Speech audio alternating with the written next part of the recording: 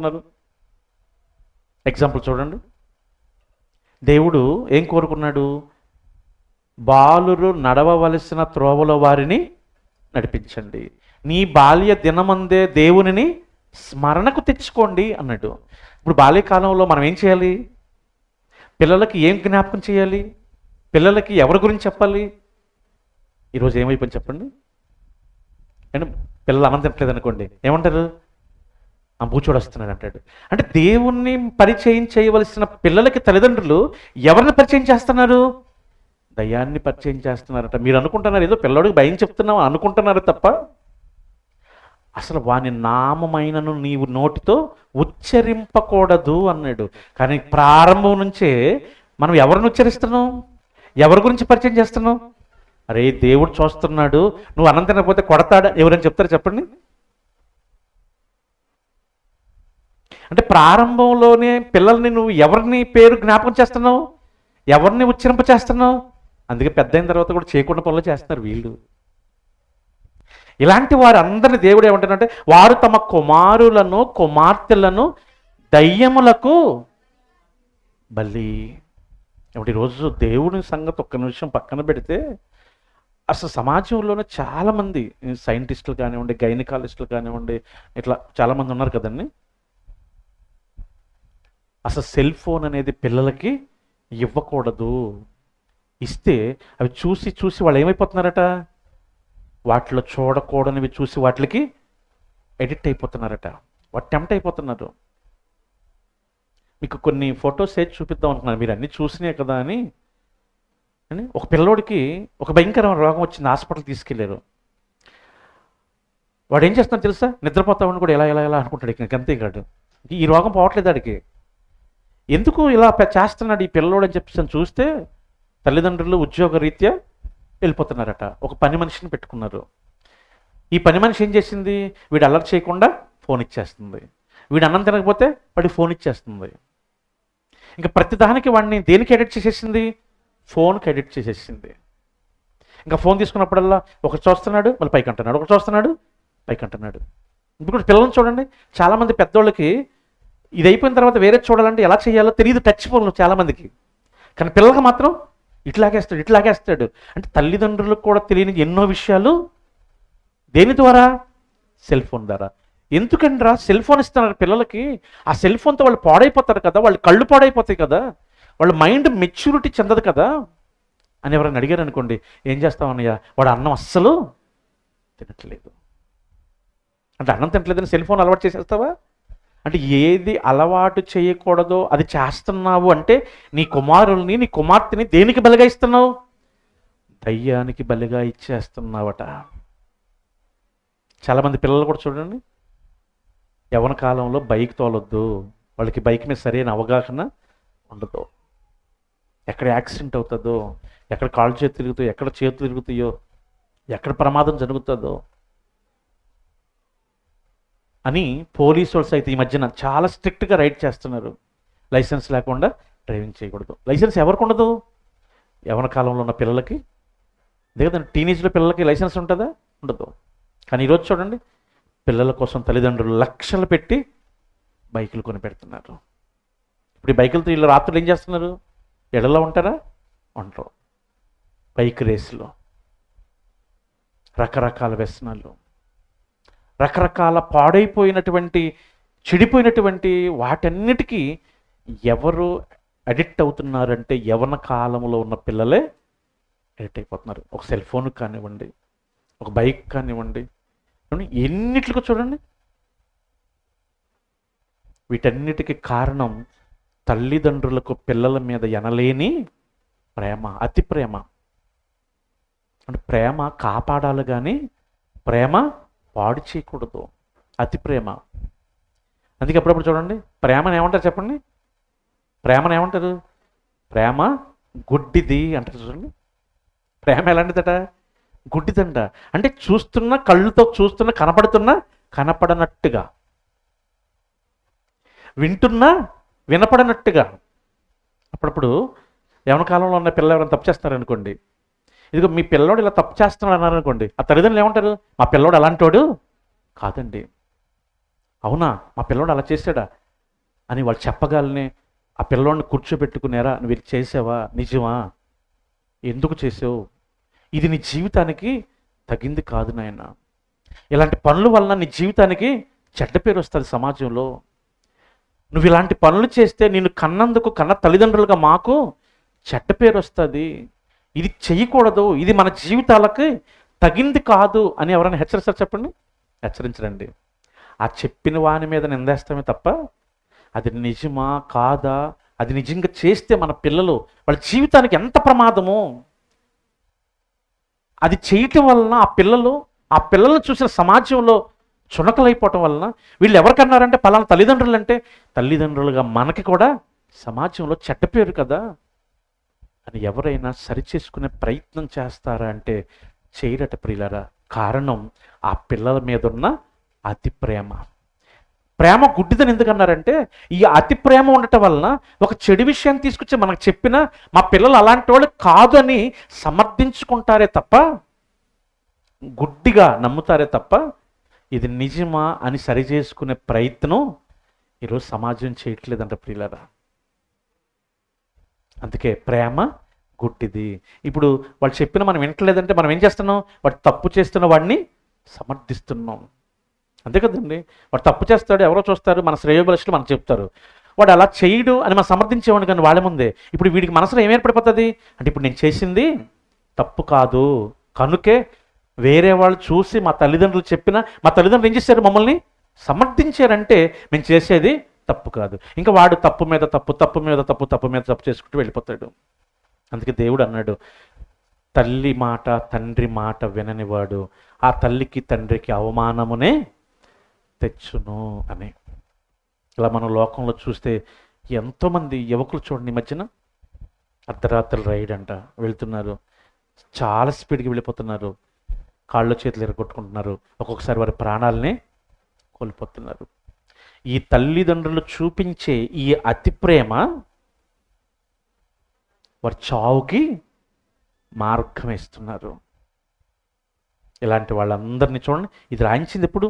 ఎవరు రాశారు ఇది? దావీదు గారు కీర్తనలో రాస్తే ఎప్పుడు రాశాడు ఇది? యేసుక్రీస్తుకు సుమారు 1000 సంవత్సరాలండి. అంటే సమాజం ఇలా పాడైపోతుంది, ఇలాంటి అతి ప్రేమలు మనుషుల మధ్య వస్తాయి. ఈ అతి ప్రేమలే వారి పిల్లల్ని వారి తల్లిదండ్రులు చేతులారా చంపుకుంటారు అని దేవుడు సుమారు 3000 సంవత్సరాల కిందటే రాయించాడు ప్రియులరా. ఒకసారి మీరు ఆలోచించండి. పిల్లలు దారి తప్పుతున్నా ఎవరైనా చెప్పినా మనం ఏం చేస్తాం? గుడ్డిగా నమ్మేస్తూ ఉంటాం. ఎవరైనా చెప్పినా మనం ఏం చేస్తాం? చెవులున్నా చెవిటి వారిగా మారిపోతూ ఉంటాం, వినం, నమ్మం. ఎందుకంటే వారి మీద మనకున్న అతి ప్రేమ. ఈ ప్రేమ ఎక్కడ తీసుకెళ్ళిపోతుందంటే మన గుడ్డివారిగా చేసేస్తుంది, మరిని చెవిటి వారిగా చేసేస్తుంది. అందుకే రకరకాల వ్యసనాలకి యవనస్తులు బలైపోతున్నారు ప్రియులారా. ఈరోజు బైక్ యాక్సిడెంట్లు కానివ్వండి, గొడవల్లో చనిపోయేవారిని కానివ్వండి, వివాదాలతో పోలీస్ స్టేషన్కి వెళ్ళేవాళ్ళు కానివ్వండి, జైలుకి వెళ్ళేవారిని కానివ్వండి, ఏమంటే ప్రేమ విఫలమై చనిపోయేవారు కానివ్వండి. ఎందుకంటే ఈరోజు ప్రేమ అని వెళ్తున్నారు, ఆ ప్రేమ విఫలమైతే పాయిజన్ తీసుకుంటున్నారు, ఊరేసుకుంటున్నారు, ట్రైన్ల కింద పడిచేస్తున్నారు. ఇలా ప్రపంచంలో నుండి మీరు గూగుల్ అడిగినా వచ్చేది ఏంటంటే ఎక్కువగా చనిపోతున్న వారిలో ఏ వయసు వారని మీరు చెక్ చేస్తే యవ్వనస్తులేనట. కారణం వారు నడవకూడని త్రోవలో నడిచి వారి జీవితాలను అర్ధంతరంగా చంపుకుంటున్నారు. కారణం ఏంటి అని ఆలోచిస్తే బాల్యం నుంచి వారిని నడవవలసిన త్రోవలో వారిని నడిపించక పోవటం. ఎవరి పనది? తల్లిదండ్రులుగా మన పని. అందుకే దేవుడు ఏం రాయించాడంటే వారు తమ కుమారులను కుమార్తెలను దయ్యములకు బలిగా అర్పిస్తున్నారు. ఇదిగో సెల్ ఫోన్ ఇవ్వద్దంటే సెల్ ఫోను, గారం చేయకూడదంటే గారం, పూర్తిగా గుడ్డివారిగా మార్చేస్తుంది. చివరికి ఆ అతి ప్రేమ వారి మరణానికి దారితీస్తుంది. ఈరోజు చనిపోతున్న వారు అందరూ చావుకి కారణం ఏంటి? వెనక తల్లిదండ్రుల ప్రమేయం. ఎందుకంటే బాల్యం నుంచి వారిని నడవలసిన త్రోవలో నడపకపోవటం. తప్పు చేస్తుంటే ఏం చేయాలి? గద్దించాలి, వారికి శిక్షణ ఇవ్వాలి, ఈ మార్గం మంచిది కాదని వారిని హెచ్చరించాలి. హెచ్చరించకపోవటం ఒక నిండు జీవితం అర్ధంతరంగా 60-70 సంవత్సరాలు బ్రతికి దేవుణ్ణి మహిమపరచవలసిన ఈ దేహంతో యవ్వన కాలంలోనే ఎన్నో చెయ్యకూడని తప్పిదాలు చేసి మరణానికి దారి తీస్తుందంటే కారణం తల్లిదండ్రులుగా మనం బాల్యంలో హెచ్చరించకపోవటం. అందుకే మన సమాజంలో ఒక మంచి సామెత ఉంటుంది అండి, మొక్కై వంగనది మొరానై వంగున. అప్పుడప్పుడు మీరు చూడండి, కొన్ని పాదులు ఉంటాయి, అవి వంగిపోతున్నాయి అనుకోండి, ఒక స్ట్రైట్ కర్ర తీసుకొచ్చి దానికి కట్టేస్తారు. కట్టేస్తే అది ఎలా అయిపోతుంది? స్ట్రైట్గా వెళ్ళిపోతుంది. అదే మనం కట్టలేదనుకోండి, అది వంకర తింకరగా వెళ్ళిపోతుంది. ఒక వేప చెట్టు చూడండి, ఒక కొబ్బరి చెట్టు చూడండి. కొత్తపల్లిలో మా ఇంటి దగ్గర కొబ్బరి చెట్లు 2 వేసారు మా అన్నయ్య వాళ్ళు. ఇప్పుడు మేము ఉండట్లేదు కదా, మా అన్నయ్య వాళ్ళు ఉంటున్నారు ఆ ఇంట్లో.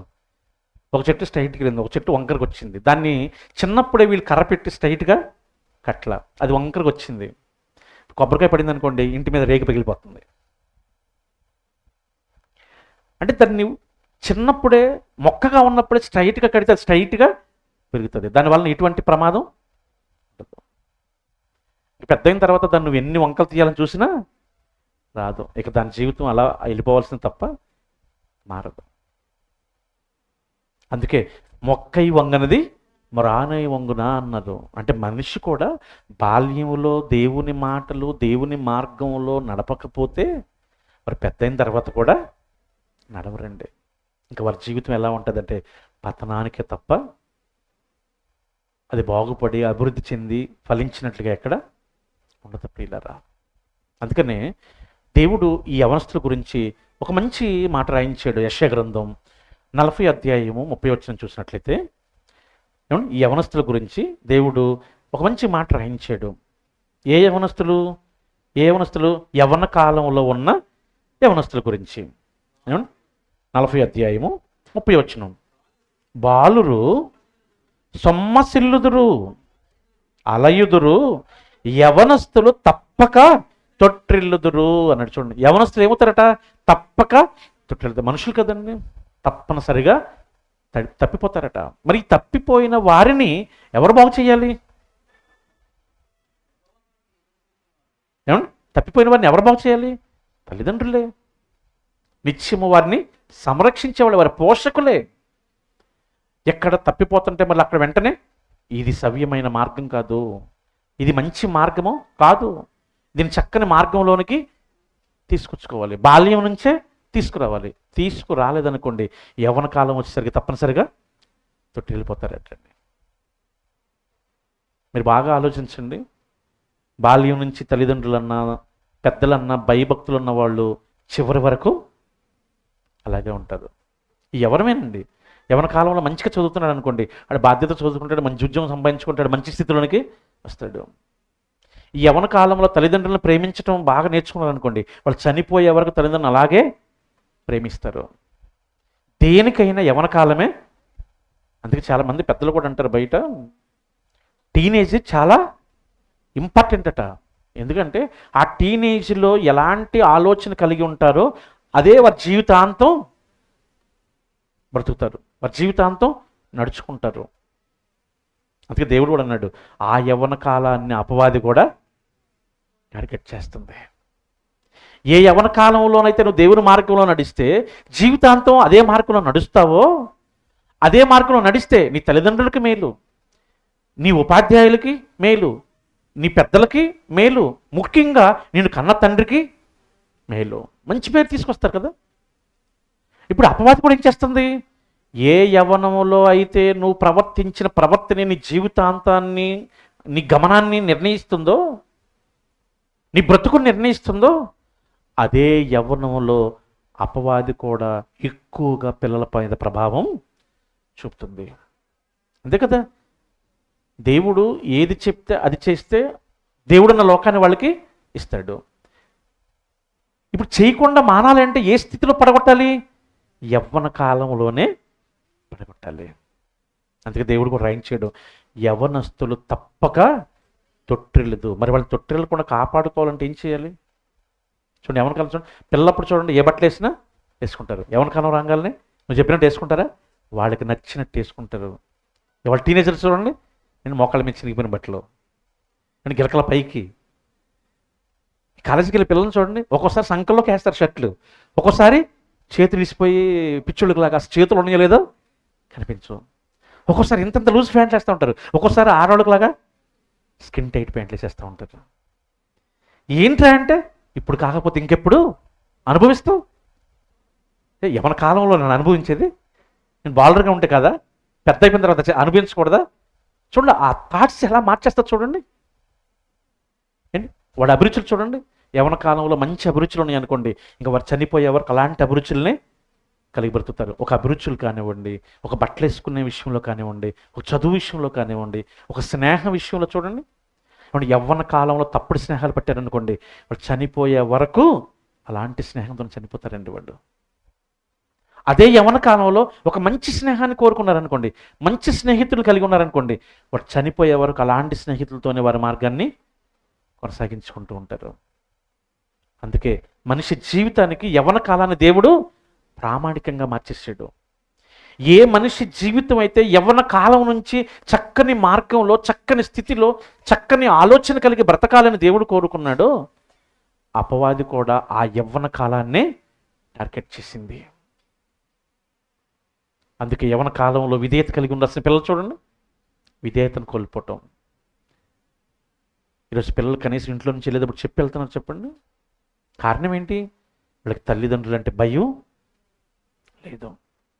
అదే జీవితాన్ని అలా కొనసాగిస్తే వాడు చనిపోయే వరకు కూడా భయం లేని జీవితాన్ని కొనసాగిస్తారు.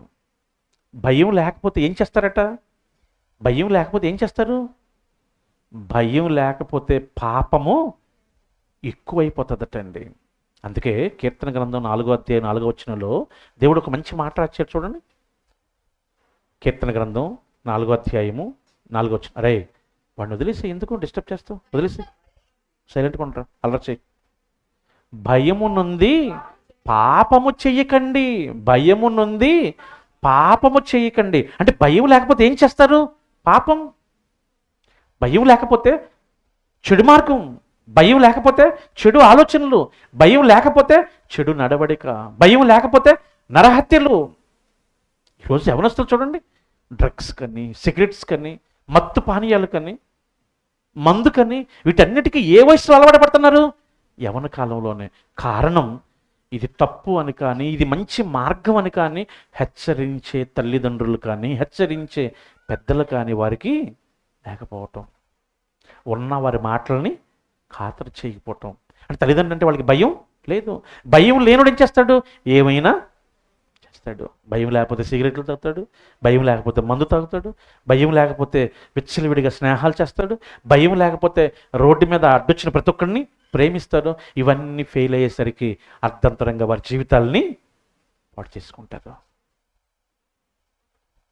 అందుకే యవ్వన కాలం చాలా ప్రమాదం. ఈ యవ్వన కాలంలోనే ఇప్పుడు చూడండి, ఏ సినిమా తీసినా ఎవరిని ఉద్దేశించి చేస్తారు చెప్పండి? యవనస్తులు టార్గెట్ చేసుకుని.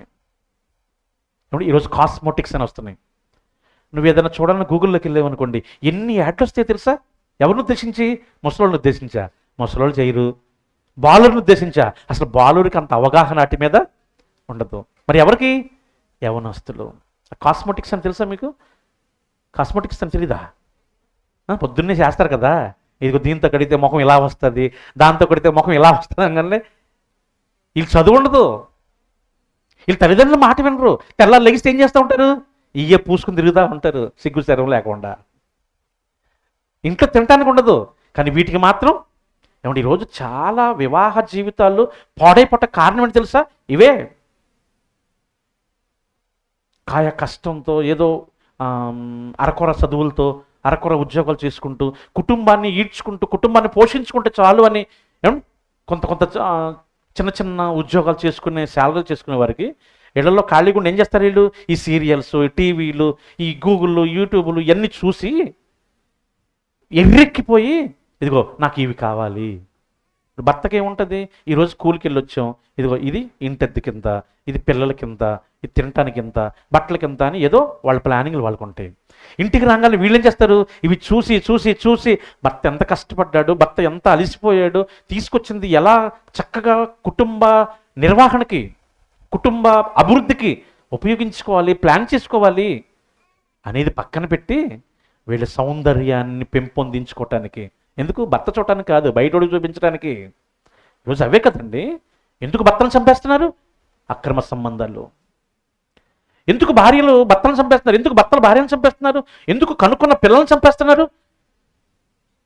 వారి శరీర కోరికలు తీర్చుకోవటానికి, సౌందర్యంగా ఈ లోకానికి కనిపించడానికి, అందంగా మంచి బట్టలు వేసుకుని, విలాసవంతమైనటువంటి ఖరీదైన బట్టలు వేసుకుని ఈ లోకానికి కనిపించడానికి. ఆ కోరికలు తీరకపోతే భర్తని చంపేస్తున్నారు.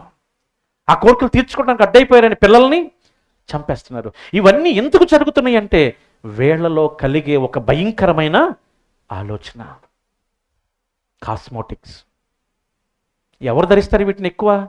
యవ్వన కాలంలో ఉన్నవాళ్లే. ఈరోజు తీసే సినిమాలు కూడా చూడండి, యవనస్తుల్ని అట్రాక్ట్ చేయడానికి. ఒక హీరోకి ఒక శారీ కట్టిందనుకోండి, ఇప్పుడు యవన కాలంలో వీళ్ళంతా ఏం చేస్తారు? అలాంటి శారీయే కొనాలి.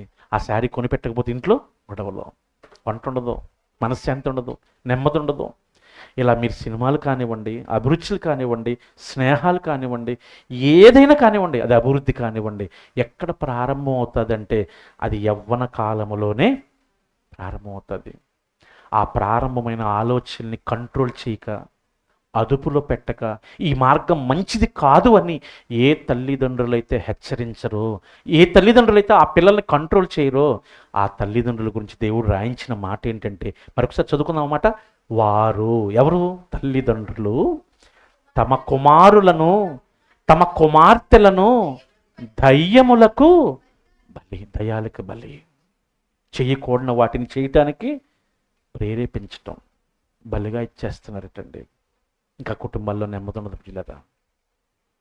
ఆ వ్యక్తుల జీవితాలు బాగో, అన్ని తప్పుడు మార్గాలే, తప్పుడు ఆలోచనలు, తప్పుడు నడకలే. వీటన్నిటి వెనుక కారణం ఏంటంటే యవనస్తులని అపవాది బలిగొంటుంది. ఆ సంగతి కన్న తల్లిదండ్రులు కూడా గమనించలేకపోతున్నారు. అందుకే యవన కాలంలోనే ప్రేమలో విఫలమవటం, చనిపోవటం, యవన కాలంలోనే అక్రమ సంబంధాలు. ఈ పిల్లలు ఎక్కడికి వెళ్తున్నారు, ఏం చేస్తున్నారు, వారి నడక ఎలా ఉంది, వారి ఆలోచన ఎలా ఉంది, వారి జీవన విధానం ఎలా ఉంది, వాళ్ళు యథార్థంగా వెళ్ళి యథార్థంగా వస్తున్నారా లేదా, ఇవన్నీ పర్యవేక్షించవలసింది ఎవరు? కుటుంబంలో ఉన్న తల్లి, తండ్రి. అది ఎవరైతే చేయట్లేదో, అలా చేయకపోవటానికి కారణం ఏంటో, అలా చేయకపోగా ఈ పిల్లలు ఎలాంటి దుస్థితిలోకి వెళ్ళిపోతున్నారో, ఇలాంటి కుటుంబాలన్నిటిని ఉద్దేశించి దేవుడు రాయించేయటం. ఈరోజు పిల్లలు బాగుండాలని కోరుకుంటున్నారు, మంచిదే. కోరుకుంటున్నారంటే వారి కొరకు ఎవరైనా ప్రయాసపడుతున్నారా? లేదండి. తండ్రి అనుకుంటాడు, ఇదిగో ఈ కష్టం అంతా నీకోసమే కదా, నేను సంపాదిస్తున్నాను కదా, నాకు సమయం లేదు. తల్లి అనుకుంటుంది, మరి పొద్దునుంచి లేచిన దగ్గర నుంచి రాత్రి పడుకునే వరకు మీకోసమే కదరా, వండుతున్నాను, ఉతుకుతున్నాను, వారుస్తున్నాను, ఇవన్నీ చేస్తున్నాను, ఇంకా నాకు సమయం లేదు అనుకుంటుంది. ఏమంటే పిల్లలకు తల్లిదండ్రులకు సమయం లేదని దేవుడు ఎక్కడ రాయించాడా? లేదు. కుటుంబానికి యజమాని ఎవరు? భర్త. ఆ కుటుంబాన్ని చక్కగా పరిపాలించవలసిన, గృహ పరిపాలన చేయవలసిన బాధ్యత ఎవరిది? తండ్రిది. నిజంగా దేవుడు కోరుకున్నట్లుగా అలాంటి పరిపాలన చేస్తే ఏ పిల్లలైనా తప్పుడు మార్గంలో వెళ్తారా? లేదు. మరి ఈరోజు వెళ్తున్నారంటే కారణం ఏంటి? తల్లో తండ్రో ఎక్కడో వారి వారి బాధ్యతలను విస్మరిస్తున్నారు. అలా విస్మరించే ప్రతి తల్లిదండ్రి గురించి దేవుడు రాయించిన మాట అండి. వారు తమ కుమార్తెలను, కుమారులను దయ్యములకు బలిస్తున్నారు అంటున్నాడు. మరి ఈ బలైపోతున్న సమాజంలో నుంచి మన పిల్లల్ని ఎలా కాపాడుకోవాలి? అంతే కదండి. సమస్య ఉన్న చోట పరిష్కారం కూడా ఉంటుంది. మరి ఇలా బలైపోతున్నారని చెప్పిన దేవుడు మరి కాపాడుకోవడానికి ఏమైనా పరిష్కారం చూపించాడా? చూపించాడు. ఏంట పరిష్కారం చూద్దామా? సామెతల గ్రంథం. అల్లరి చేయకండి రా, మీకు బుద్ధి లేదా? ఎందుకు వాళ్ళని డిస్టర్బ్ చేస్తారు? ఎందుకు నువ్వు పడుకుంటున్నావు? ఎందుకురా మీరు ఇలాంటి తప్పులు చేస్తారు?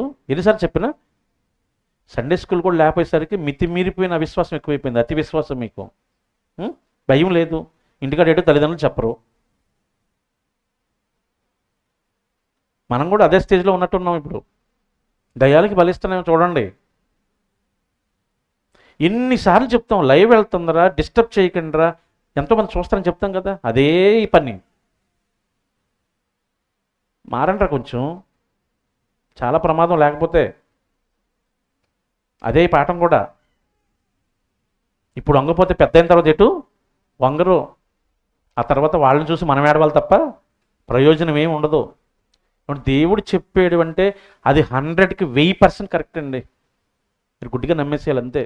అందుకే ఇక్కడికి రావాల్సిన పరిస్థితి కూడా ఇది ఈ సమాజంలో లేక. పిల్లలందరూ చూడండి ఈరోజు యవనస్తులు ఎలా ఉన్నారు, రకరకాల వేషాలు, రకరకాల పనికి మన అలవాట్లు.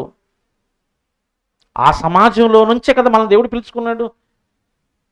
పిలుచుకున్న దేవుడు ఎలాంటి విషయాల్లో మనం జాగ్రత్త కలిగి ఉంటే మన పిల్లల్ని కాపాడుకుంటాం, మన కుటుంబాన్ని కాపాడుకుంటాం అని చెప్పడానికి కదా నేర్పిస్తున్నాడు. ఇక్కడికి వచ్చి నిద్రలు, ఇక్కడికి వచ్చి లేనిపోయిన ఆలోచనలు, ఇక్కడికి వచ్చి లేనిపోయిన పనులు, ఏంటో బిజీ. ఎప్పుడు దేవుని మాట్లాడడానికి ఎవరు బిజీ లేరండి. చాలా బాధ అనిపిస్తుంది ఒక్కోసారి. అందుకే కూడా ఒకసారి కఠినంగా మాట్లాడాల్సి వస్తుంది. దయచేసి అర్థం చేసుకోండి. ఈరోజు ఎన్నో పనులు, ఎన్నో ఎన్నో విడిచిపెట్టి ఇక్కడికి వచ్చావంటే ఖాళీగా వచ్చేట్టు ఎప్పుడు కూడా ఖాళీ హృదయాలతో వెళ్ళకూడదు. నువ్వు ఖాళీ హృదయంతో వెళ్ళావంటే అపవాది నీ ఖాళీని ఏం చేస్తాడు, ఆక్యుపై చేసుకుంటాడు. నీతి కార్యాలు చేయవలసినటువంటి ఈ హృదయాన్ని దుర్నీతి కార్యాలు చేయడానికి ప్రేరేపిస్తాడు. అదే చెప్తున్నాడు అక్కడ, మొక్కై వంగనది మ్రానై వంగున. బాల్యంలో నువ్వు నింపవలసిన ఈ మాటలు, ఈ పద్ధతులు, ఈ క్రమాన్ని నీ పిల్లల హృదయంలో నింపకపోతే ఆ హృదయం ఖాళీగా ఉంటుంది. ఇంకెవరు వచ్చి కూర్చుంటారు, అపవాది వచ్చి కూర్చుంటాడు, చేయకుండా పనులు చేపిస్తాడు. వాళ్ళు చేయకపోవడమే కాదు, మిమ్మల్ని కూడా దోషులుగా చేసేస్తున్నాడు. వాళ్ళు చేసిన పనులకి దేవుడు ఏమన్నాడు, ఇది వారు తమ కుమారులను కుమార్తెలను దయ్యములకు బలిగా అర్పిస్తున్నారు అంటున్నాడు. ఈరోజు సమాజం అంతా అలాగే అయిపోయిందండి. చిన్న పిల్లలు కనీసం నువ్వు పెట్టిన ఫుడ్ తినే స్థితి ఉందా ఈరోజు? ఎందుకు? దేవుణ్ణి జ్ఞాపకం చేయవలసిన నువ్వు బాల్యం నుంచి ఎవరిని జ్ఞాపకం చేసావు? దయ్యాన్ని జ్ఞాపకం చేసావు. అందుకే బాల్యం నుంచి వినవలసిన పిల్లవాడు బాల్యం నుంచే నిన్ను వ్యతిరేకించే స్థితికి మారిపోయాడు. ఈరోజు పిల్లలు యవనస్తు కాలంలోకి వచ్చిన తర్వాత వాళ్ళ మాట వినకపోతే ఎందుకు ఇలా అయిపోయారని కన్నీరు కారుస్తున్నావే తప్ప ఈ కన్నీటికి వెనక కారణం ఏంటి? ఎక్కడ నా స్థితిని కోల్పోయాను, ఎక్కడ నా జీవితాన్ని మనం సరిచేసుకోవాలి, ఎక్కడ మళ్ళీ నేను నా మార్గాన్ని కట్టుకోవాలి, ఎక్కడ సరైన స్థితిలో నడిపించుకోవాలి అని ప్రయాసపడి ప్రాకులాడేవారు ఈరోజు సమాజంలో లేకపోవటం ఆశ్చర్యం ప్రియులరా. ఏడవకుండా బాధపడకుండా దేవుడు ముందుగానే మనల్ని హెచ్చరిస్తున్నాడు. ఈ హెచ్చరికలను చక్కగా నీ హృదయంలో భద్రపరుచుకుని అలా నడిచావా, నువ్వెక్కడా నీ జీవితంలో ఏడవలసిన పరిస్థితి, కన్నీరు పెట్టవలసిన పరిస్థితి కూడా నీ పిల్లల గురించి, నీ కుటుంబం గురించి రాదు. దేవుడు ముందుగా హెచ్చరిస్తున్నాడు. ఎంత మంచి దేవుడు అండి. మరి ఇలా బలైపోతున్నటువంటి ఈ సమాజంలో నుంచి మన పిల్లల్ని కాపాడుకోవాలంటే ఏం చేయాలి? దేవుడు ఏం చేయమన్నాడు? ఒక మంచి మాట చూద్దాం. ఆ సామెతల గ్రంథం 29వ అధ్యాయము. అసలే సమయం అయిపోయిందని నేను చాలా కంగారు పడుతున్నా, చాలా స్పీడ్గా వెళ్ళిపోతున్నా. మళ్ళీ మధ్యలో మీ డిస్టర్బెన్స్. అల్లరి చేయకండి, ఓకేనా? అల్లరి చేయకపోతే మీరు మంచి పిల్లలు అవుతారు, మీ భవిష్యత్తు బాగుంటుంది, ఓకేనా? రైట్. సామెతలు 29వ అధ్యాయము 15వ వచనం. బెత్తమును గద్దింపును జ్ఞానమును కలుగ చేయును, అదుపు లేని బాలుడు తన తల్లికి అవమానము తెచ్చును. బాగా ఆలోచించండి. ఏమన్నా నిజంగా వాక్యం చెప్పింది నిజమో కాదు చెప్పండి. పిల్లలకి బెత్తం అంటే భయం ఉందనుకోండి, బెత్తం పట్టుకున్నాం అనుకోండి, మా అమ్మ కొడతాదేమో, మా నాన్న కొడతాడేమో, నేను చెప్పింది చెయ్యాలి. అదే భయం లేనివాడు ఏం చేస్తాడు? ఇష్టం వచ్చినట్టు వెళ్ళిపోతూ ఉంటారు, ఇష్టం వచ్చినప్పుడు వస్తూ ఉంటాడు, ఇష్టమైతే చదువుతాడు, కష్టమైతే అనేస్తూ ఉంటాడు. నేను స్కూల్ అంటే భయం ఉందనుకోండి, పిల్లలు ఇప్పుడు లెగిస్తారు చెప్పండి? పెద్దల కాడ లెగిస్తారు, వాళ్ళ బ్యాగ్ వాళ్ళు సర్దేసుకుంటారు, వాళ్ళు హోంవర్క్ వాళ్ళు చేసేసుకుంటారు, చక్కగా బడికి వెళ్ళిపోతుంటారు. అసలు వాడికి లేగమని చెప్పాల్సిన అవసరం లేదు, స్నానం చేయమని చెప్పాల్సిన అవసరం లేదు, నువ్వు రెడీ అవ్వని చెప్పాల్సిన అవసరం లేదు, నువ్వు త్వరగా కానీరని వాళ్ళు బతిమలాడాల్సిన అవసరమే లేదు. భయం లేనివాడు ఏం చేస్తాడు? ఎప్పుడో లెగుస్తాడు. ఎరా స్కూల్కి వెళ్ళవా అంటే వెళ్దాం, అడగకపోతే మానేద్దాం. ఏంట్రా అంటే ఏదో కొంక చెబుతాం. అక్కడ భయం లేదు, ఎన్నైనా కల్పిస్తాడు. ఉపాధ్యాయులకి భయపడ్డాడు అనుకోండి, వాడు ఉపాధ్యాయుల వరకే ఉంటాడు. తల్లిదండ్రులకు భయపడ్డాడు అనుకోండి, వాడు తల్లిదండ్రులు ఉన్నంత వరకే. అదే దేవునికి భయపడితే నిత్యము భయం కలిగి ఉంటాడండి. మరి ఆ దేవునికి నిత్యము భయం కలిగి బ్రతకాలని బాల్యం నుంచి ఎవరైనా నేర్పుతున్నారో చెప్పండి?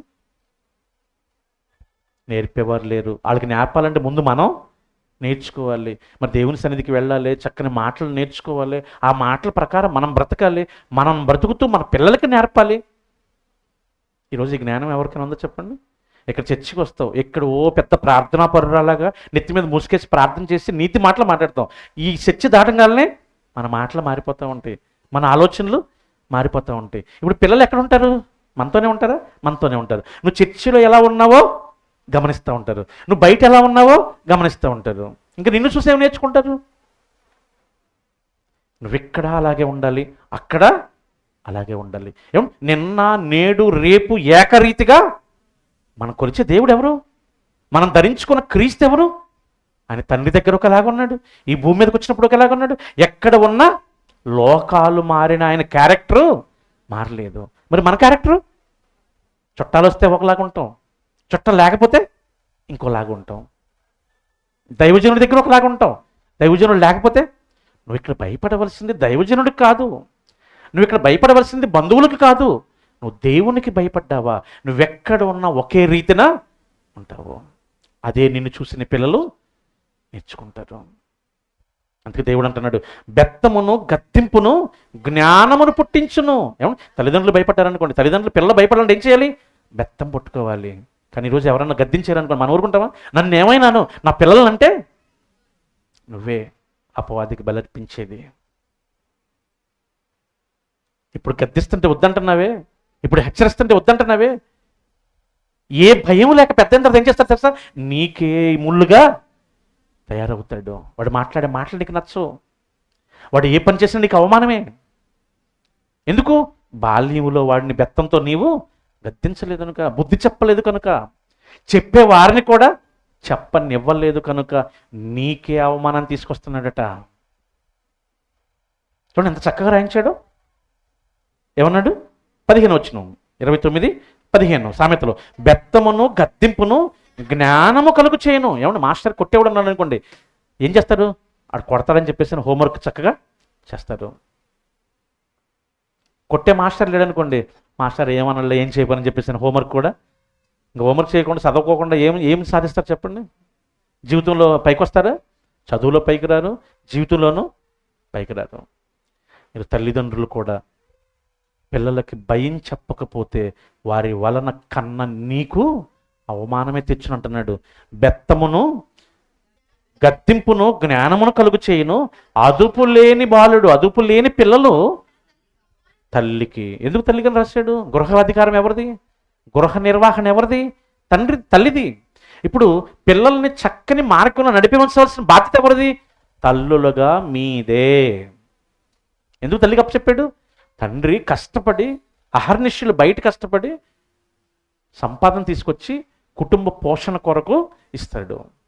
ఆ తీసుకొచ్చిన దాన్ని ఎవరికి ఎంత ఖర్చు పెట్టాలి, దేనికి ఎంత ఖర్చు పెట్టాలి, దేనికి ఎంత వాడాలి, ఏది అవసరం ఏది అనవసరం అనేది అన్నిటిని నిర్ణయించుకుని చక్కగా పిల్లలకి ఎలా బ్రతకాలో, ఎలాంటి విలువలు కలిగి బ్రతకాలో ఇవన్నీ నేర్పవలసిన బాధ్యత ఎవరిది? తల్లిది.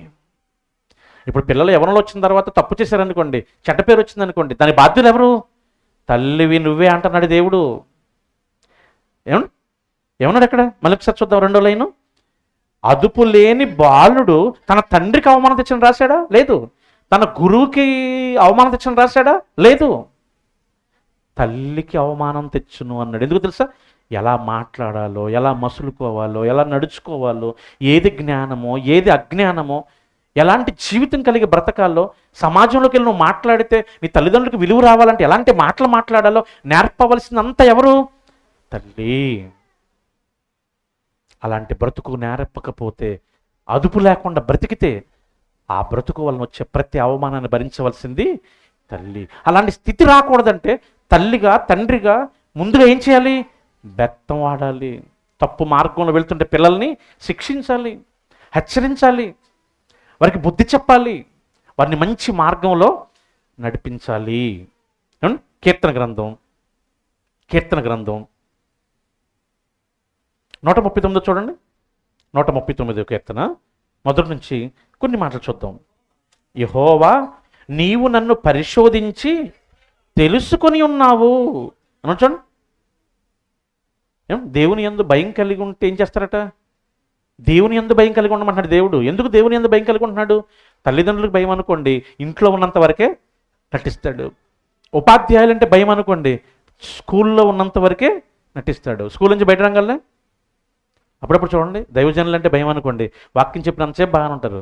కానుకలు అనగానే ఏం చేస్తారు చెప్పండి? సైలెంట్గా ఎవరి కాలు వచ్చి కానుకేస్తారా? గుయ్యి గుయ్యి గుయ్యి అని కంతిరేకల సౌండ్ వచ్చేస్తూ ఉంటుంది. తల్లిదండ్రులు అంటే భయం ఉన్నారనుకోండి, అమ్మ నాన్న ఇంట్లో ఉన్నంత వరకు నటిస్తాడు వాడు, ఏం తిన్నట్టుగా. అది చూసి మనం ఏమనుకుంటాం? అబ్బో మా పిల్లోడికి మేమంటే ఎంత భయమో ఎంత భక్తు అనుకుంటాం మనం. 2 రోజులు చుట్టాలంటికి పంపించు, అప్పుడు చూపిస్తాడు వాడు అసలు రూపం. అందుకే దేవుడు అంటున్నాడు, దేవుని యందల భయభక్తుల పిల్లలకి బాల్యం నుంచే నేర్పాలి అంటున్నాడు. ఎందుకు దేవుడు ఎక్కడెక్కడ ఉంటాడు? మనకలాగా అప్పుడప్పుడు పిల్లలతో ఉంటామా? ఉపాధ్యాయులాగా అప్పుడప్పుడు ఉంటాడు దేవుడు. మరి దేవుడు ఎక్కడెక్కడ ఉంటాడు? దేవుడు ఏమేం చూస్తాడు చూడండి. నేను కూర్చుండుట, నేను లేచుట నీకు తెలియను. ఇప్పుడు నువ్వు కూర్చోవడం కూడా ఎవరు తెలుసు? తల్లి తండ్రి దగ్గర ఉన్నప్పుడు చూస్తాం. ఇప్పుడు నువ్వు దగ్గర లేకుండా చూసేది ఎవరు? దేవుడు. స్కూల్లో ఉన్నంత వరకు ఉపాధ్యాయుడు చూస్తాడు, స్కూల్లో లేనప్పుడు కూడా చూసేది ఎవరు? దేవుడు. అందుకే ఒక తల్లి భయమే నేర్పామనుకోండి, తల్లి ఉన్నప్పుడే నటిస్తాడు. ఉపాధ్యాయుడు భయమే నేర్పామనుకోండి, ఉపాధ్యాయుడు ఉన్నంత వరకే నటిస్తాడు. అదే దేవుని భయం నేర్పామనుకోండి బాల్యం నుంచి, వాడు ఎక్కడున్నా దేవుడు నన్ను చూస్తున్నాడన్న భయంతో బ్రతుకుతాడు.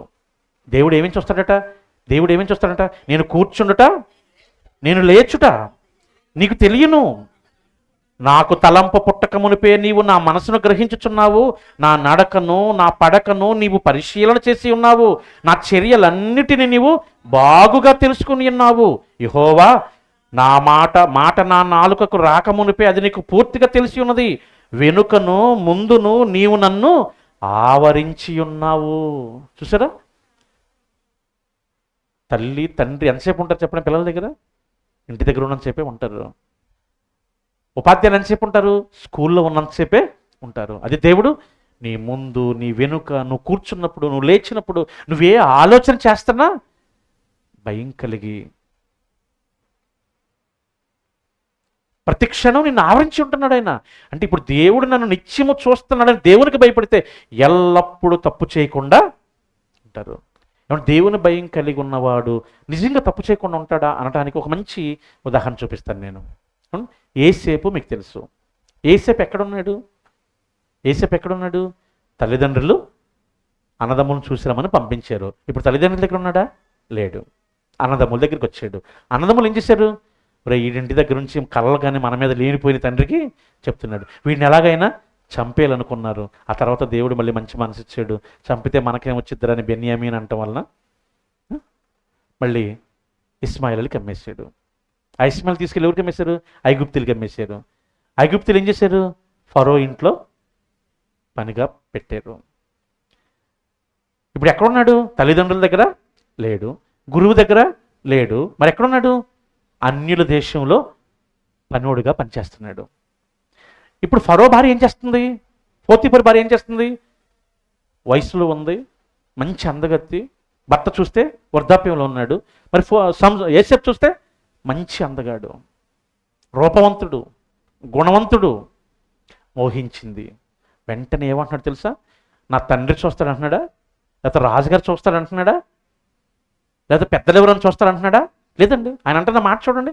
ఆదికాండము 39వ అధ్యాయము 9వ వచనం చూడండి.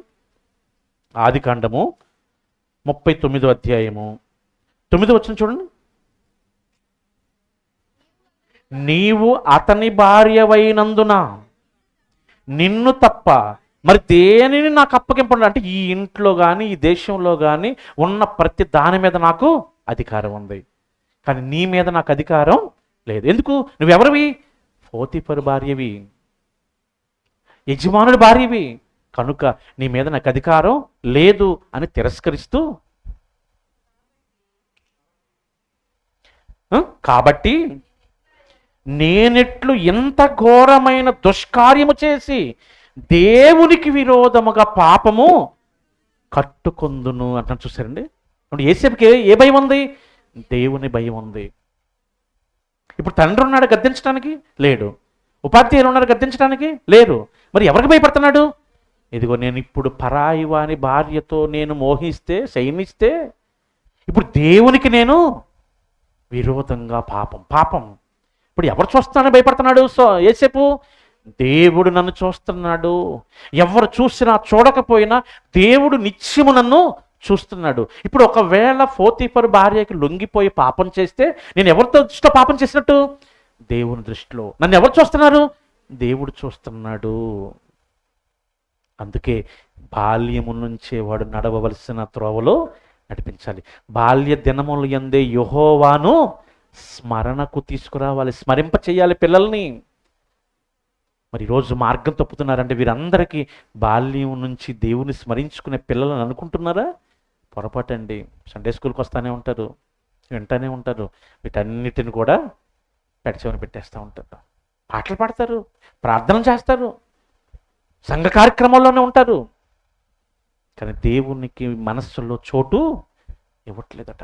దేవుని భయానికి ఎప్పుడు వీరి మనస్సుని అప్పగించుకోవట్లేదట. అందుకనే యవ్వన కాలంలో తప్పిపోతున్నారు. అందుకని తల్లిదండ్రులుగా వారికి మంచి బోధను బాల్యం నుంచే దేవుణ్ణి స్మరించుకునే మంచి స్థితిని వారికి కలిగించాలి.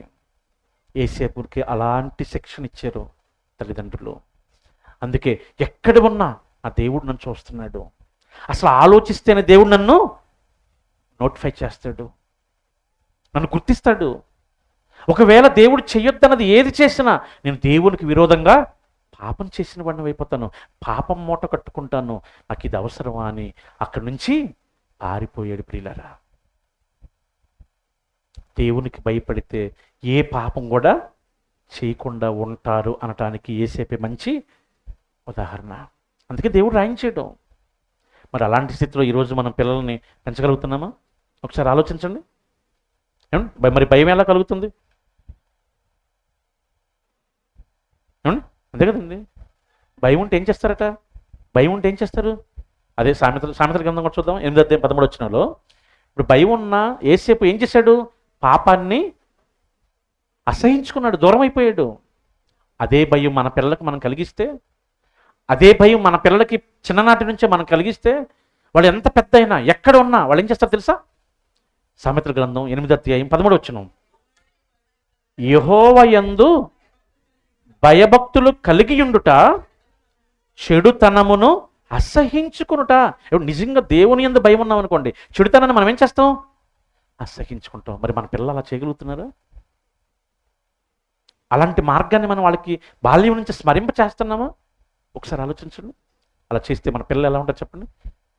యేసేపులాగా నీతి ప్రవర్తన కలిగి బతుకుతారు. వాళ్ళు ఎక్కడున్నా కన్న తల్లిదండ్రులుగా మనకి కీర్తిని తీసుకొస్తారు. అంతే కదండి. పిల్లవాడు పుట్టినప్పుడు కాదంట, వాడు పెద్ద అయ్యి వాడు చేసిన పనులను బట్టి ఆ తల్లిదండ్రులకి మంచి పేరు. వాళ్ళు చేసే పనులు బట్టి మనకి చెడ్డ పేరు. ఇప్పుడు చెడ్డ పేరు తీసుకురాకూడదంటే మన పిల్లల్ని ఏం చేయాలి? అపవాదికి బలిగా అర్పించకూడదంటే మన పిల్లల్ని ఏం చేయాలి? యేసేపు లాంటి జీవితాన్ని మన పిల్లలకి బాల్యం నుంచే నేర్పించాలి. ఎలా నేర్పించాలి? ఆయన మాటలు వినుట వలన విశ్వాసం. ఆయన మాటలు. మరి బాల్యం నుంచి ఆయన మాటలు ఏమైనా నేర్పగలుగుతున్నాం మనం చెప్పండి? చదువు బట్టి పెట్టిస్తాం. ఆ చదువులో రాణించకపోతే ట్యూషన్లు పెట్టిస్తాం. ఎన్ని వేలు లక్షలైనా ఖర్చు పెడతాం. దేవుని సన్నిధి కోసం ఏమైనా ఖర్చు పెడతాం చెప్పు? దేవుని సన్నిధి పంపిస్తున్నారు చెప్పండి? అంటే మిమ్మల్ని బట్టి నేను సంతోషించాలో బాధపడాలో అర్థం కాదు. ఒక్కోసారి వారంలో ఒక్కరోజు ఆదివారం చక్కగా పిల్లల్ని రెడీ చేసి సండే స్కూల్కి పంపించి దేవుని జ్ఞానం నేర్చుకుంటారా? ఎందుకు దేవుని జ్ఞానం నేర్చుకోవాలి? దేవుడు చెప్పాడు కదండి, బాలుడు నడవవలసిన. చూస్తారన్నమాట 22వ అధ్యాయం. ఇది ఎన్నోసార్లు చదువుకున్నారు కదా?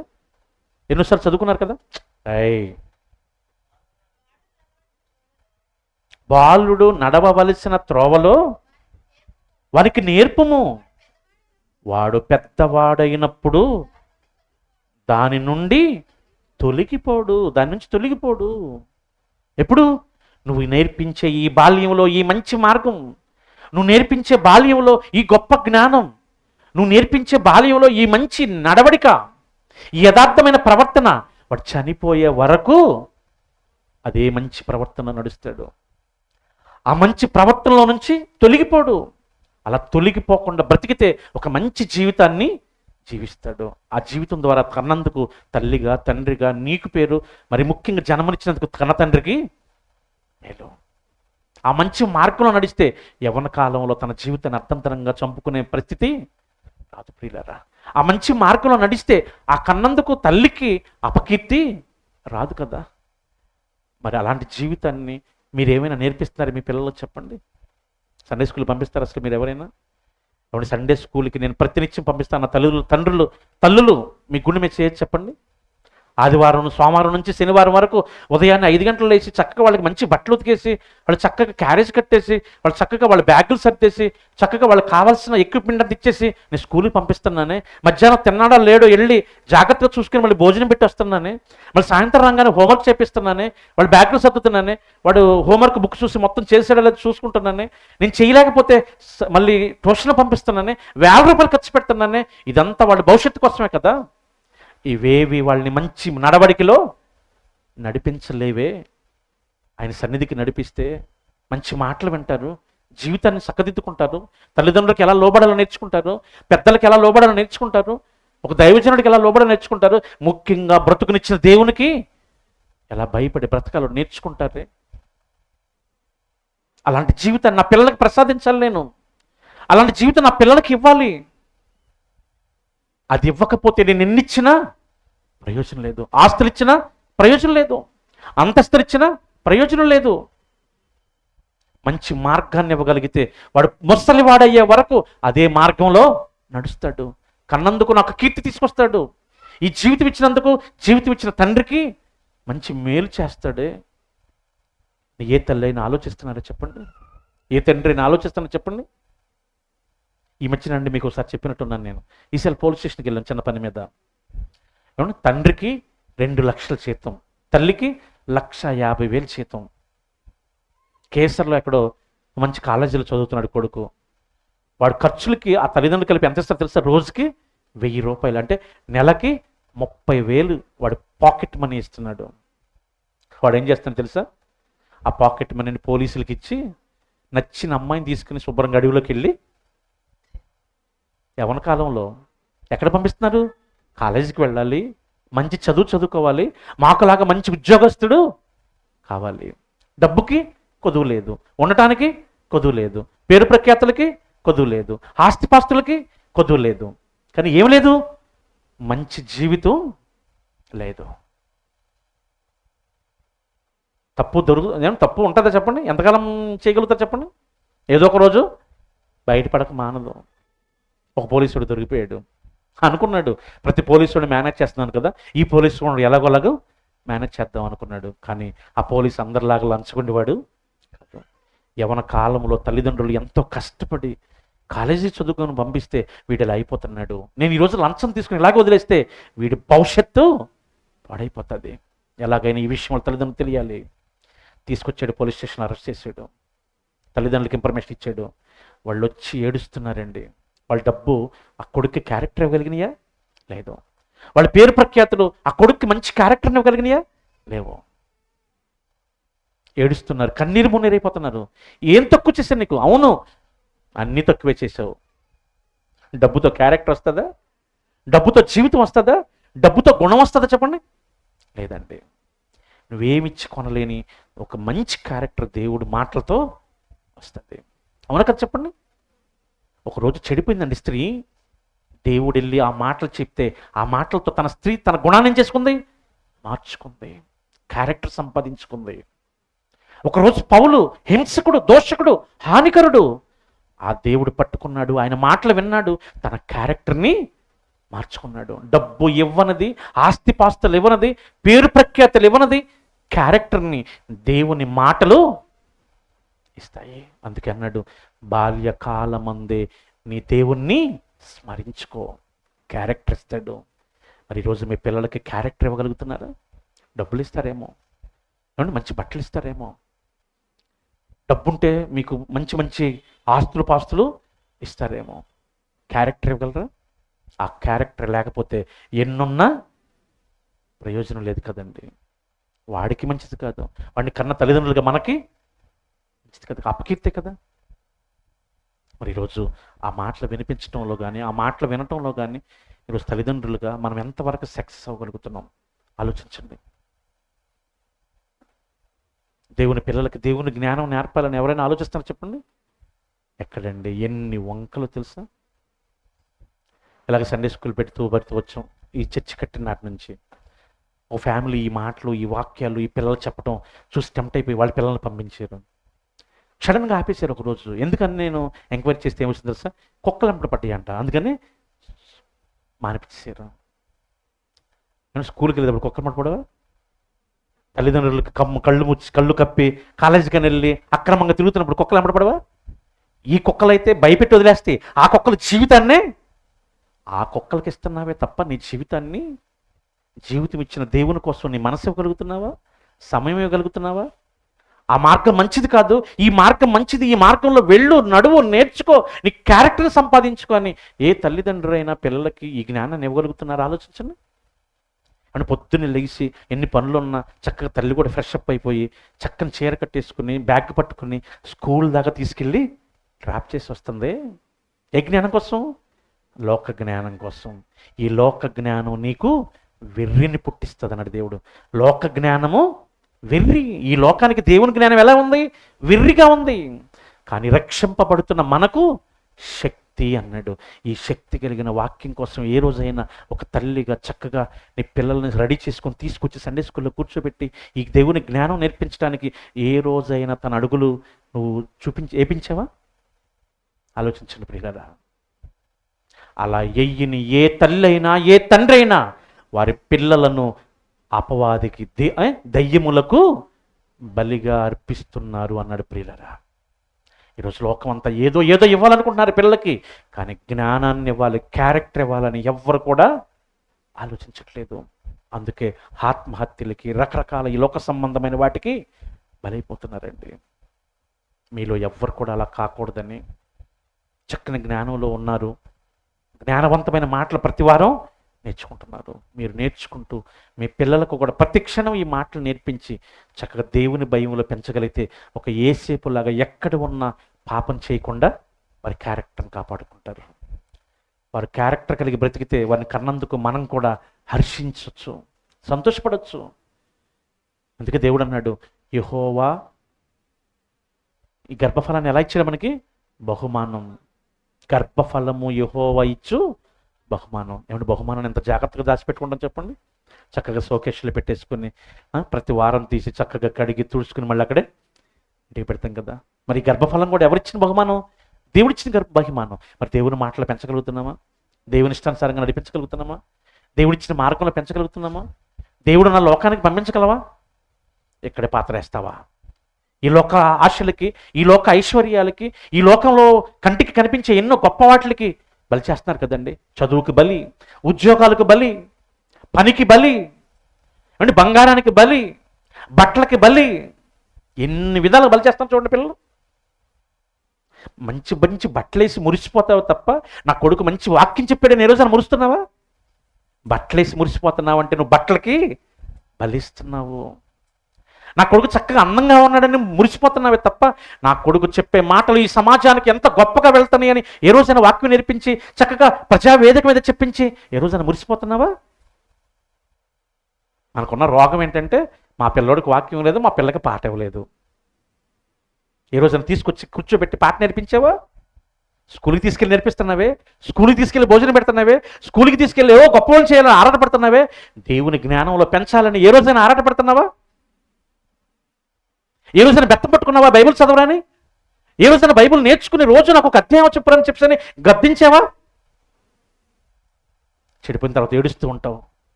నేను అలా పెంచాను, ఇలా పెంచాను. ఎక్కడ పెంచావు? వాక్యంలో పెంచలేదు కనుక చెడిపోయిన ఈ లోకం చూపించి ఆ లోక జ్ఞానంలో పెంచేవుతావు కనుక నీకు అపకీర్తిని తీసుకొస్తున్నాడు. నీకు అపకీర్తిని మూటకడుతున్నారు. ఈ సమాజం గుర్తిస్తుందా చెప్పండి? ఎందుకు ఇలా జరుగుతుంది? దీని వెనుక ఎక్కడ మిస్టేక్ జరుగుతుంది? నేను ఎక్కడ చక్కదిద్దుకోవాలి?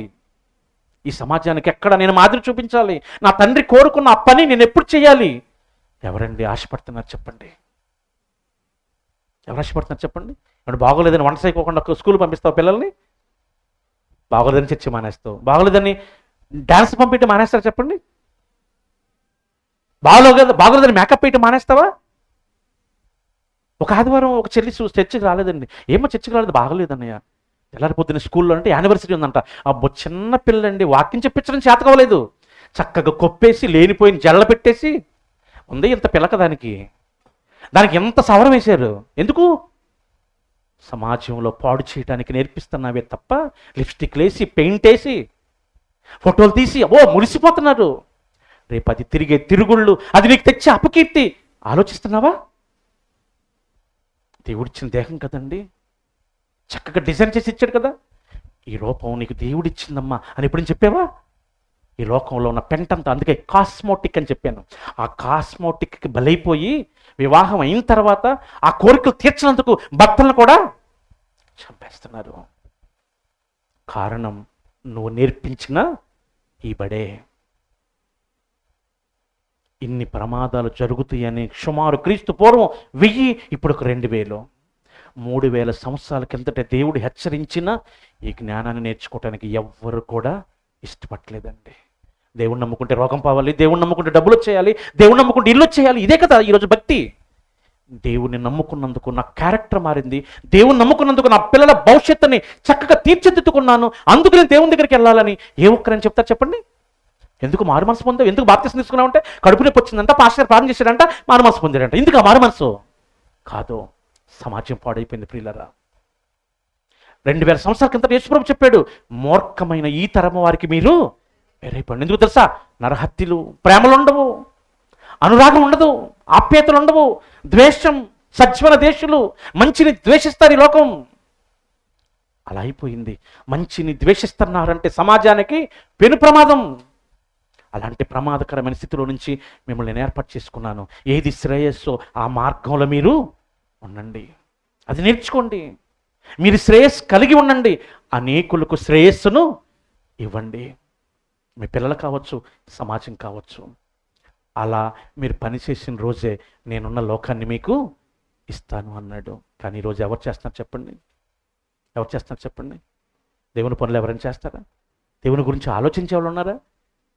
దేవుని పని చేస్తే దేవుని జ్ఞానం బయటికి వెళ్తుంది. దేవుని పని చేస్తే ఆ జ్ఞానాన్ని పనిచేస్తూ మనం కూడా నేర్చుకునే అవకాశం ఉంటుంది. ఏది చెడో తెలుస్తుంది, ఏది మంచో తెలుస్తుంది, ఏది చెయ్యకూడదో తెలుస్తుంది, ఏది చెయ్యొచ్చో తెలుస్తుంది. అప్పుడు ఏం చెయ్యాలో అదే చేస్తాము. అప్పుడు దేవుడున్న లోకానికి మనం వెళ్తాం. దేవుడు మంచి జీవితాన్ని ఇస్తాడు. దేవుడు మనకి జీవితం ఇచ్చినందుకు ఆయన పరలోకమందు సంతోషిస్తాడు. ఈరోజు అది చేయగలుగుతున్నామా? ఒకసారి ఆలోచించండి. ఒకరోజు ఇజ్రాయెల్ గురించి రాయించండి దేవుడిది. ఈరోజు మనం లేవనుకోండి, మీరు అనుకుంటున్నారా? మనము కూడా అలాగే ఉన్నాము. లక్షలు కట్టి స్కూల్లో జాయిన్ చేస్తున్నావు. నువ్వు ఎవరికి బలిస్తున్నావు తెలుసా? అపవాదికి బలిస్తున్నావే తప్ప దేవుని కోసం పెంచుతున్నావు అనే పిల్లల్ని. అక్కడ చదవలేదని చూస్తావు, అక్కడ హోంవర్క్ చేయలేదని చూస్తావు, అక్కడ ఏం చేయపని శిక్షించడానికి ఎంతకైనా తెగిస్తాం. ఈ వాక్యం నేర్చుకోలేదని ఎప్పుడైనా గద్దిస్తామని చెప్పండి? ఈ వాక్యం నేర్చుకోవటానికి నువ్వు ఎప్పుడైనా సిద్ధపడ్డావా? తీసుకొచ్చావా? దగ్గరుండి నేర్పించావా? లేదు. ఒకసారి మన పిల్లల భవిష్యత్తు ఆలోచించండి. ఒకరోజు దేవుని మాటలు నేర్చుకున్నందుకు ఇజ్రాయెల్ పిల్లలు చెడిపోయారు, వ్యభిచారులుగా మారిపోయారు, ద్రోహులుగా మారిపోయారు, సర్ప సంతానంగా మారిపోయారు, చెరుపు చేయువారిగా మారిపోయారు. యెషయా గ్రంథంలో అదే కదండి ప్రవచనం. చూస్తారు ఒకసారి అన్నమాట. ఎందుకు? వారికి నడవవలసిన త్రోవలో నడిపించినందుకు ప్రియులారా. ఎలా మారిపోయారట? ఒకసారి అన్నమాట చూద్దాం, చూడండి. యెషయా గ్రంథం 1వ అధ్యాయం 4వ వచనం. పాపిష్టి జనమా, దోషభరితమైన ప్రజలారా, దుష్ట సంతానమా, చెరుపు చేయు పిల్లలారా, మీకు శ్రమ, మీకు శ్రమ. ఈరోజు పిల్లలను చూడండి, సవ్యమైన మాటలు మాట్లాడే పిల్లలను చూస్తామా? ఏది చెప్పినా వ్యతిరేకించడమే, ఏది చెప్పినా డబుల్ మీనింగ్ డైలాగులు. చెడిపోయారండి ప్రజలు, పిల్లలు చెడిపోయారు, సమాజం చెడిపోయింది. కారణం నడపవలసిన జ్ఞానంలో నడపకపోవటం. అందుకే దేవుని జ్ఞానంలో నడిపించడానికి దేవుడు తల్లిగా, తండ్రిగా మిమ్మల్ని బెత్తం పట్టుకోమన్నాడు. ఏ రోజైనా దేవుని జ్ఞానం కోసం బెత్తం పట్టుకుంటున్నారా? అండ్ ఒకసారి ఆలోచించండి, దేవుడు జరిగిన వాటిని ఎందుకు రాయించాడు అంటే దుష్టాంతములుగా వారికి జరిగిన యుగాంతమందున్న మనకు బుద్ధి కలగాలి. ఇదిగో వారి పిల్లలకి దేవుని జ్ఞానం లేక పాడైపోయారు, సమాజాన్ని పాడు చేసుకున్నారు, చురుపు చేయి పిల్లలుగా మారిపోయారు. ఇదిగో నువ్వు కూడా అలాగే ఉంటే అలాగే నీకు జరుగుతుంది. అందుకే అన్నాడు కదా ఉపధ్యాయ ప్రవక్త, నువ్వేం చేస్తావో అదే నీవు చేయబడును, నువ్వేం చేస్తావు అదే నీకు చేయబడును, నువ్వేం చేసావు అదే నీ నెత్తి మీదకి వస్తుంది. మీ నెత్తి మీదకి రాకముందే జాగ్రత్త పడండి, వచ్చిన తర్వాత నువ్వెన్ని అరిసినా నిన్ను కాపాడేవాడు ఉన్నాడు. పిల్లరా ఆలోచించండి, అపవాది పిల్లల్ని ఎంత పాడు చేయడానికి ప్రయత్నిస్తుందో దేవుడు ఎన్నో సంగతులు చెప్పాడు. కాపాడుకోలేకపోతున్నాము అంటే మనలో ఎక్కడో నిర్లక్ష్యం, అశ్రద్ధ. నిర్లక్ష్యానికి తప్పదు భారీ మూల్యం అని చెప్పాడు దేవుడు. వారు నిర్లక్ష్యం చేశారు, ఎంతో నష్టాన్ని చేకూర్చుకున్నారు, అవమానాన్ని చేకూర్చుకున్నారు. ఈరోజు మనకు చెప్తున్నాడు, ఇప్పటికైనా కళ్ళు తెరవండి, దేవుని వాక్యంలో మీరు నడవండి, మీ పిల్లలు మీతో నడుస్తారు. దేవుని వాక్యం కోసం మీరు ప్రాకులాడండి, మీ పిల్లలు ప్రాకులాడతారు. అలా బాల్యం నుంచి వాక్యంలో నడిస్తే, వాక్య జ్ఞానంలో నడిస్తే, ఒకరోజు యేసేపు చూడండి, ఒకరోజు ఆ దావీదు చూడండి, అలా భక్తులు చూడండి. ఏంటండి ఆ జ్ఞానం? ఈరోజు 66 పుస్తకాలు నీకు ఇచ్చి చదివించి రోజు నేర్పిస్తున్నా ఎక్కడ చలనం లేదు. ఆ రోజు వాక్యం ఉందా చెప్పండి? లేదు. దేవుడు దూతలతో మాట్లాడిన ఒక్క మాట వారి హృదయంలో నాటుకుపోయి అలాగే బ్రతికారు. మంచి పిల్లలుగా సుస్థిరమైన స్థానాన్ని జీవగ్రంథంలో రాసుకున్నారు వాళ్ళు. ఈరోజు ఎన్నో మాటలు వింటున్నావు, ఎక్కడైనా మనసు పెడుతున్నావా? ఎక్కడైనా నీ జీవితాన్ని కట్టుకుంటున్నావా? ఎక్కడైనా నీ కుటుంబాన్ని కట్టుకుంటున్నావా? ఎక్కడైనా నీ పిల్లలకి మంచి భవిష్యత్తు ఇవ్వగలుగుతున్నావా? అలా ఇస్తే దేవుని కోసం పెంచిన వారిగా మంచి స్త్రీలుగా మీ పేర్లు జీవగ్రంథంలో రాసుకుంటాడు. లేకపోతే యెజబేలు స్త్రీ లాంటి స్త్రీలు అని రాస్తాడు దేవుడు. అది ఎంత ప్రమాదమో తెలుసా? ఆలోచించండి, మంచి నిర్ణయం తీసుకోండి. మీ పిల్లల్ని అపవాదికి బలిగా అర్పించుకోకండి. ప్రార్థన చేసుకుందాం. తండ్రి, మీకు వందనాలు నాయనా.